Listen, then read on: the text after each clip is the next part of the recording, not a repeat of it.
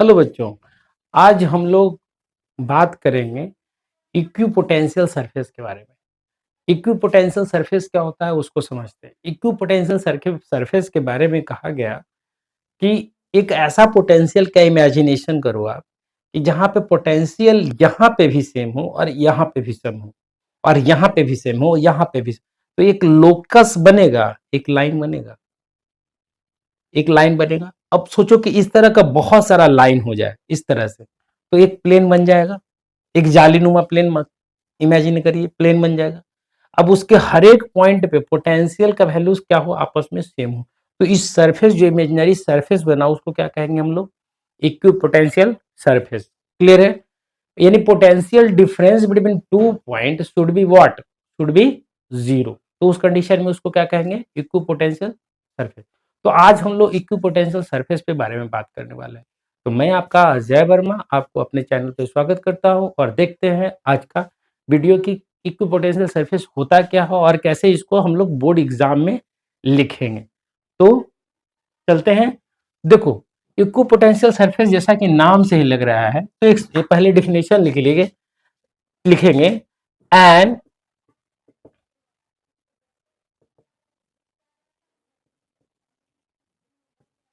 imaginary surface on which potential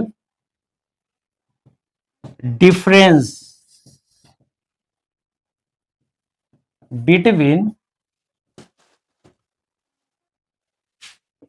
two point is always zero and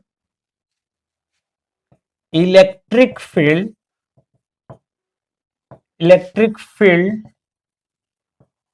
on the surface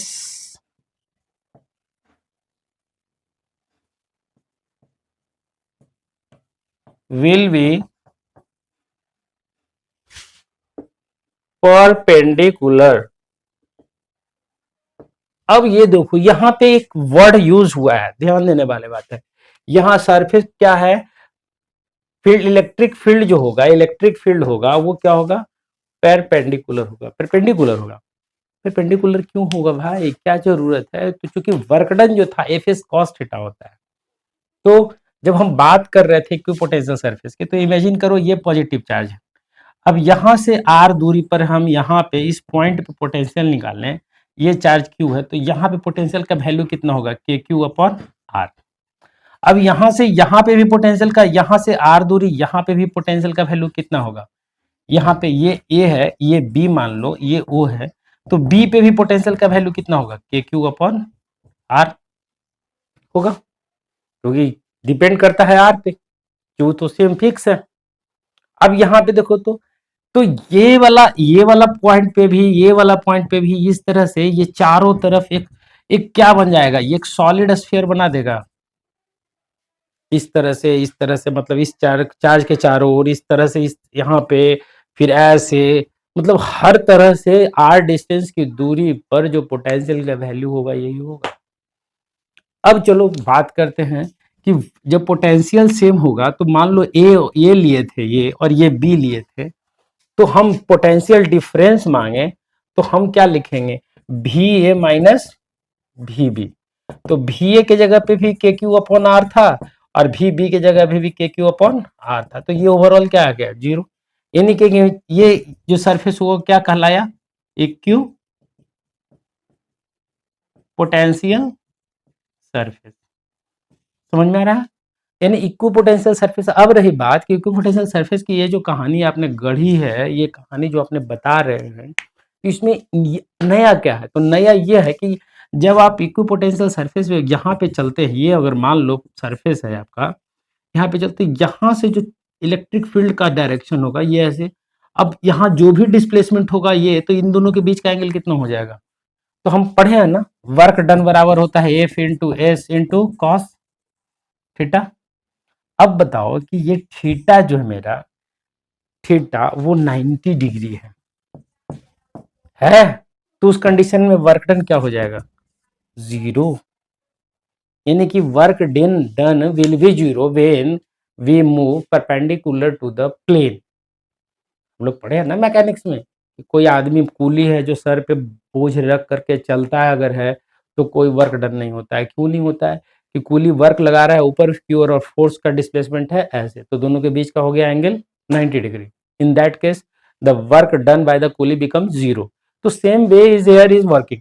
देखो यहाँ पे ये 90 degree है इलेक्ट्रिक फील्ड, हम डिस्प्लेसमेंट ऐसे करेंगे तो दोनों के बीच का 90 डिग्री उस कंडीशन में आ गया। तो ये इक्विपोटेंशियल सरफेस हो गया।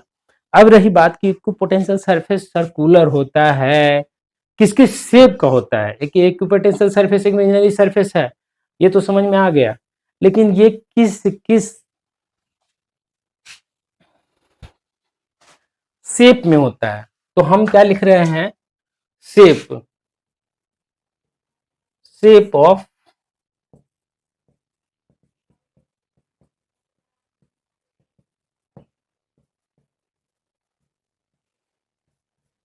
Shape of equipotential surface. तो बताओ पॉइंट चार्ज के लिए, ये पॉइंट चार्ज है, ये पॉइंट चार्ज के लिए अगर कहीं भी पॉइंट चार्ज रख ले तो पॉइंट चार्ज के लिए इक्विपोटेंशियल सरफेस क्या होता है, सर्कुलर होगा, याद रखिएगा। ठीक है, यानी कि जनरली हम लोग तीन तरह का इक्विपोटेंशियल सरफेस देखेंगे। पहला लिखेंगे सर्कुलर,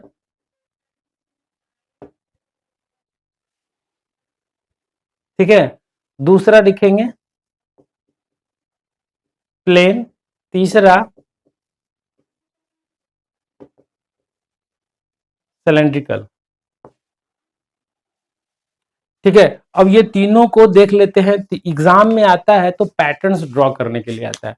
इक्विपोटेंशियल सरफेस का है ना, पैटर्न्स ड्रॉ कीजिए। एक सिलेंड्रिकल पैटर्न्स किसके द्वारा बनता है, पॉइंट कैसा होगा, पैरेलल कैसा प्लेन कैसे बनेगा, तो इसको हम लोग देख लेते हैं, समझ लेते हैं। तो एक एक से चले, एक एक से समझ लेते हैं। देखिए यहाँ पे हटाते हैं इसको। देखो, जब हम बात करते हैं इक्विपोटेंशियल सरफेस और टाइप ऑफ सरफेस में कहा गया कि तीन तरह का सरफेस होता है, तो वो कैसे होता है यार। तो पहला ये बोला गया कि सर्कुलर जो होगा, सर्कुलर जो होगा, circular equipotential surface formed by point charge. ठीक है, इस तरह से अगर पॉइंट चार्ज होगा तो, ठीक है, तो ये क्या होगा, सर्कुलर होगा, सर्कल के रूप में, या स्फेरिकल होगा। सर्कुलर कह सकते हैं या फिर स्फेरिकल भी कहीं कहीं लिखा रहता है। ठीक है, तो यहाँ पे सर्कुलर लिख लेते हैं इक्विपोटेंशियल सरफेस, स्लैश करके यहाँ पे ये भी कर देते हैं स्फेरिकल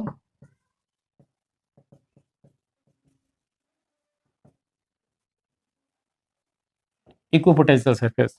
समझ में आ रहा है, सर्कुलर भी हो सकता है और स्फेरिकल भी हो सकता है।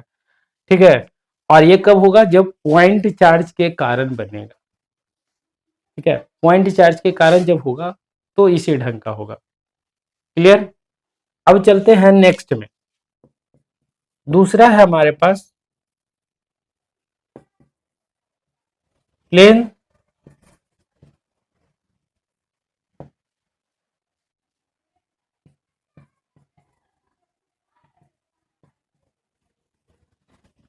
Plane equipotential surface.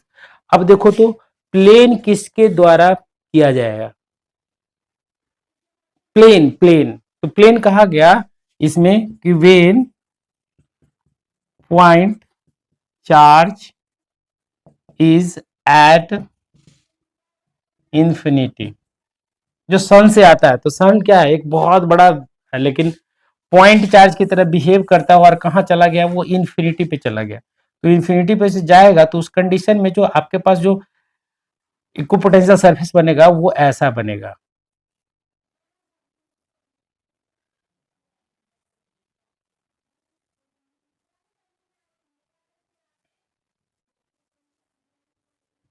ठीक है, ये आया।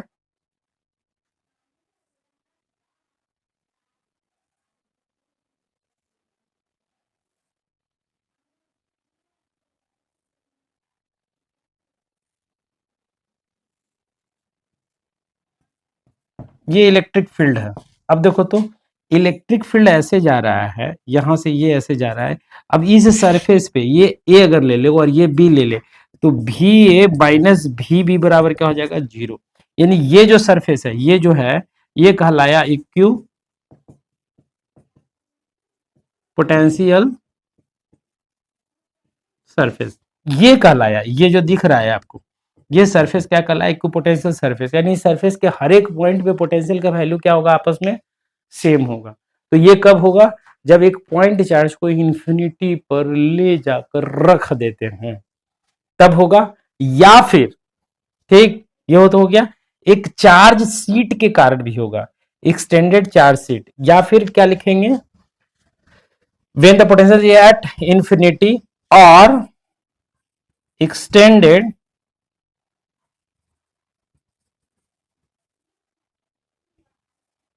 Charge seat. एक चार्ज सीट ले लो। अब चार्ज सीट ले लो कैसा, तो ये इमेजिन करो कि हमारे पास एक चार्ज सीट है, ठीक है।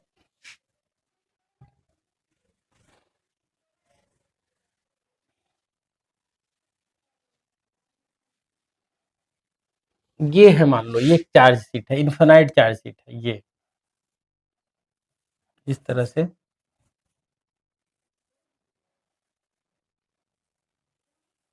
ये है मेरे पास चार्ज सीट है, इस पे चार्ज है, तो इसके चार्ज है, तो इससे निकलने वाला जो इलेक्ट्रिक फील्ड होता है वो ऐसे होगा, ठीक है। अब यहाँ पे एक इमेजिन करो कि एक सरफेस हो इस तरह से, तो यहाँ से ये जो रे जाएगा, ये मैग्नेटिक फील्ड लाइन यहाँ से ऐसे निकलेगा, ये जाएगा, यहाँ से ऐसे निकलेगा, ये जाएगा, यहाँ से ऐसे निकलेगा, ये तो ये जो पार होके जा रहा है, तो यहाँ पे हम इस पॉइंट पे और इस पॉइंट पे ले लें, अगर ए और ले ले बी, तो भी ए माइनस भी बी जो होगा वो हमेशा क्या होगा, 0 होगा। जबकि हमको पता है कि इसके हर एक सरफेस पे अगर बात करें, एक चार्ज सीट है, ठीक, तो हमको पता है कि एक सरफेस पे, तो हमको इलेक्ट्रिक फील्ड का वैल्यू कितना, सिग्मा बाई 2 एप्सिलॉन नॉट आया था। तो sigma by 2 epsilon not her जगह है, यानी हम अगर पोटेंशियल निकालेंगे तो हर जगह का पोटेंशियल क्या हो जाएगा, सेम हो जाएगा, ठीक। तो और इलेक्ट्रिक फील्ड क्या है, परपेंडिकुलर है।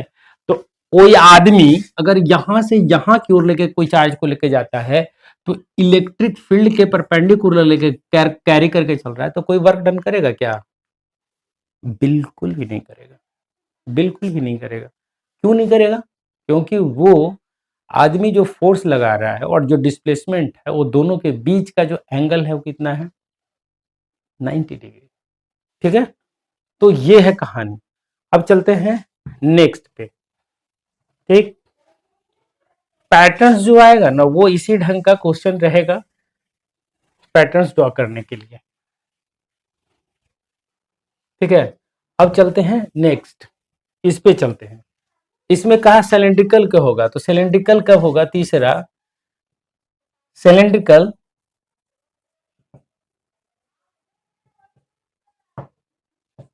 इक्यू potential surface formed by line charge or extended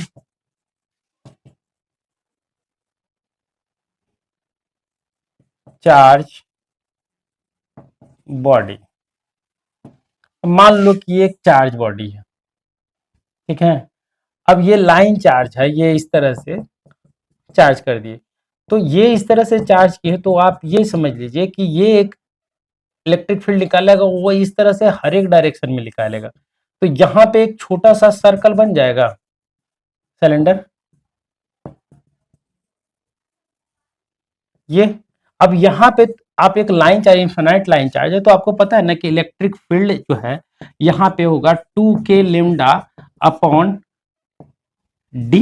यहाँ से अगर डी डिस्टेंस पे है, तो ये डिस्टेंस, ये डी डिस्टेंस पे है, तो यहाँ से भी डी डिस्टेंस पे इधर की ओर होगा 2k लेमडा अपॉन डी। अब इस सरफेस पे, ये जो सरफेस, इस सरफेस पे यहाँ से कोई आदमी यहाँ चला जाता है, तो उस कंडीशन में यहाँ पे भी इलेक्ट्रिक फील्ड का वैल्यू कितना आता है, कितना होगा, 2k लेमडा अपॉन डी। अब हमको पता है कि इधर से इधर जा रहा है, तो 90 डिग्री होगा एंगल, और जब 90 डिग्री होगा तो वर्क डन क्या, यानी कि यहाँ पे ए ले लो, यहाँ पे ले लो, तो V A minus V B बराबर क्या हो जाएगा, 0, यानी कि दोनों जगह का पोटेंशियल क्या हो जाएगा, सेम। तो इक्वी पोटेंशियल कहानी यही है कि इक्वी पोटेंशियल सरफेस जो होता है ना, कि इमेजिनरी सरफेस है, जिस सरफेस पे एक पॉइंट से दूसरे पॉइंट तक कोई चार्ज को अगर ले जाते हैं तो कोई वर्क डन नहीं होता है। पोटेंशियल डिफरेंस क्या हो जाता है, 0 हो जाता है, यानी कोई इलेक्ट्रॉन को अगर रख दो तो वहां पे चुपचाप बैठा रहेगा, ठीक है, उसको एक पॉइंट से दूसरे पॉइंट तक ले जाने में हमको कोई काम करना नहीं होगा। तो यही कहलाया इक्वी पोटेंशियल सरफेस। अब इस पे के क्वेश्चन को देखें तो अब मान लो कि इलेक्ट्रिक फील्ड जो हमारे पास है minus DV upon D T कहता है, ठीक, ये निगेटिव साइन ये बताता है ना कि इलेक्ट्रिक फील्ड और चेंज इन जो पोटेंशियल है वो उसका डायरेक्शन दोनों, अब अगर कोई चार्ज यहाँ पे रखा हुआ है और नजदीक जा रहे हैं तो पोटेंशियल डिफरेंस बढ़ रहा है ना, लेकिन जैसे ही दूर जा रहा है तो पोटेंशियल डिफरेंस क्या हो रहा है, घट रहा है।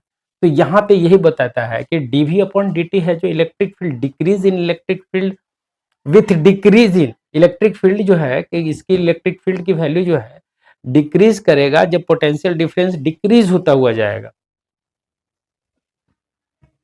ठीक है। अब ये आपके पास आ गया इक्विपोटेंशियल सरफेस के बारे में, हम लोग जान लिए कि इक्विपोटेंशियल सरफेस। तो इस वीडियो में आपने क्या देखा, इक्विपोटेंशियल सरफेस क्या होता है और कैसे काम करता है और इसका मतलब क्या समझते थे हम। तो अब हम लोग को आपको ये वीडियो कैसा लगा ये मुझे कमेंट करके जरूर बताइए, और चैनल को सब्सक्राइब कीजिए, और आप अपने दिमाग में यह बात डाल लीजिए कि हम ये सोच करके पढ़ा रहे हैं कि आपका जो ऑफलाइन क्लास है, कहीं मैं बहुत सारे यूट्यूब चैनल देख रहा था, वो इतना कुछ लिखवाता नहीं है, मैं लिखवा रहा हूँ ऐसे जैसे ऑफलाइन क्लास चलता है उस तरह से, ताकि आप लोगों को हर बात समझ में आए कि कोई भी चीज़ कहाँ से आया, ठीक है। तो वीडियो कैसा लगा आप जरूर मुझे बताइएगा। धन्यवाद।